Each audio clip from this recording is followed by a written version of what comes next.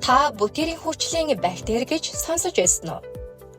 Хүн болгоны мэдих ашигтай бактери дотроо сүн хүчлийн бактери болон бүтээрийн хүчлийн бактери гэж хуваагддаг. Сүн хүчлийн бактери нь ходоодонд ороод ходоодны хүчил болон цөсний хүчил задарч үйл ажиллагаа явуулах боломжгүй буюу идэвхтэй болдог. Харин бүтээрийн хүчлийн бактери маань бүдүүн гидсэнд амьдрах чадвар маш өндөртэй гэдгээрээ алдартай. Хоёулаа адилхан ашигтай бактери хэдий ч маш өөр шин чанаруудтай. Бүгдээрээ ялгааг нь харцгаая. Бүтээрийн хүчлийн бактери нь гадуураа спор буюу өөрийгөө хамгаалах ахилсан бүрхүүлтэй учраас амьдрах чадвар өндөртэй байдаг. Бүтээрийн хүчлийн бактери нь өөрийгөө хамгаалах капсул үүсгэдэг ба синтетик аргаар бүрхүүл үүсгэх шаардлагагүй. Мөн сүн хүчлийн бактерийг бодвол өндөр температур болон хүчлэг орчинд амьдрах чадвартай. Ихэнх сүн хүчлийн бактери нь өндөр температурт өгдөг учраас хөргүүрт хадгалах шаардлагатай. Харин бүтээрийн хүчлийн бактерийн 85%-аас дээш хувь нь 80 градусын хэмд 30 минут амьд байдаг.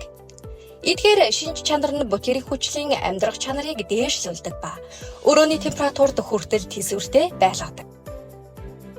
Нэмж хэлэхэд энэхүү ашигтай бактерийг нийлэх хүүхдээс насанд хүрсэн хүмүүс хүртэл хэрэглэх боломжтой.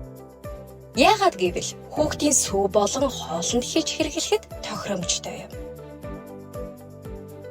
Бүтээрийн хүчлийн бактерийг хүний ходоодны хүчилтэй төстэй орчинд байлгахад 60 градусаас дээш хувь нь хүчилт тэсвэртэй байсан. Харин сүн хүчлийн бактерийн 0.2% нь л амьд үлдсэн ба асар ялгаатай байгааг харуулж байна. Бүтээрийн хүчлийн бактери нь анаэроб бактери учраас нарийн гидсээр дамжин бүдүүн гидсэнд очиж байрлан үйл ажиллагаагаа явуулдаг байна. Бүдүүн гидсэнд хүчил төрөгч байхгүй учраас ихэнх сүн хүчлийн бактери анаэроб чанараас шалтгаалan үхдэг. Бүдүүн гидсэнд хүчил төрөгч байхгүй учраас ихэнх сүн хүчлийн бактери анаэроб чанараас шалтгаалan үхдэг байна. Гидсний ямар нэгэн эмгэг болон суулгалтад антибиотик зөвлөдөг. Гэвч антибиотик нь гидсний хэвийн ашигтай бактерийг хүртэл устгадаг учраас гидсний тэнцвэрийг алдагдуулдаг. Тийм учраас антибиотик эмчилгээний өмнө эсвэл дараа бүтээрийн хүчлийн бактери хэрэглэхийг зөвлөдөг. Бүтээрийн хүчлийн бактери нь антибиотикд тэсвэртэй бүдүүн гидс хүртэл амьдрах үржих чадвартай учраас гидсний ашигтай бактерийг дарангуйлж ашигтай бактерийн өсөлтийг дэмжснээр гидсний тэнцвэрт орчин хадгална. Эцэст нь дүгнэхэд сүн хүчлийн бактери синтетик бүрхүүлэхүүгээр удаан тэсвэрлэхгүй. Өндөр температурт тэсвэргүй, ходоодын хүчил болон цөсний хүчил тэсвэргүй. Бүдүүн гидсэнд хүчил төрөгчгүй учраас амьдрах чадваргүй. Антибиотикт тэсвэргүй. Харин бүтээрийн хүчил нь спор буюу өөрийгөө хамгаалах бүрхүүлтэй учраас амьдрах чадвар өндөртэй.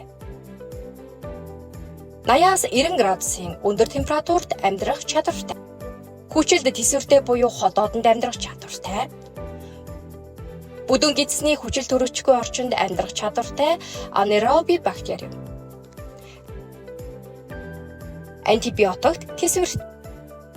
Саяхны хүртэл энэхүү бактери маань Японоос импортлогддог байсан.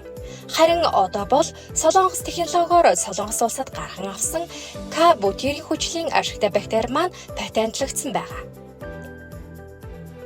Энэ нь зөвхөн Clostridium botulinum бактерийг ашигладаг бүтээгдэхүүн дээр л байдаг тэмдэглэл юм. Та сүн хүчлийн бактери хэрэглээд ямар нэгэн үр дүн гарахгүй байна уу? Та өөрийн гидсэнд байх хэрэгцээгүй хортой бактерийг багасгах хүсэлтэй байна уу? Та өөрийн дэглэмтэйгээ хавсрах үр дүнтэй бактерийг хайж байгаа юу? Та гидсний бактерийн тэнцвэрт орчинг сайжруулах хүсэлтэй байна уу? Тийм бол та хайж байсан хариултаа оллоо. Та манай бүрхүүлтэй ашигтай бактерийг хэрэглээд үзээрэй. Та үр дүнг шууд мэдрэх болно. Vitamin House Mongolia. Эрүүл ирээдүйн төлөө.